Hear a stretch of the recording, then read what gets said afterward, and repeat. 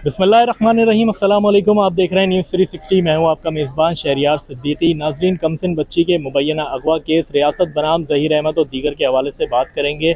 आज जो है वो 3 तारीख का ऐलान किया गया था। जस्टिस सलाउद्दीन पंवर साहब की अदालत में बच्ची के MLO के हवाले से समाअत होनी थी, लेकिन जिस तरीके से हमने आपको पहले भी बताया, सलाउद्दीन पंवर साहब की कुछ निजी मसरूफियात की वजह से आज जो है वो हाई कोर्ट नहीं पहुँच सके, जिसके बाद जस्टिस इरशाद अली शाह साहब की अदालत में ये केस ट्रांसफ़र किया गया था।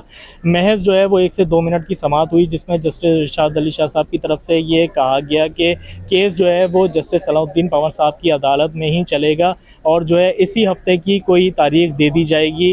हतमी तौर पे जो है वो कोई तारीख का ऐलान नहीं किया गया। महज जो है वो इतना ही कहा गया जस्टिस इरशाद अली शाह साहब की तरफ से कि इसी हफ्ते की कोई तारीख का ऐलान कर दिया जाएगा, जिसके बाद जस्टिस सलाउद्दीन पंवर साहब की अदालत में ही जो है वो ये केस चलेगा।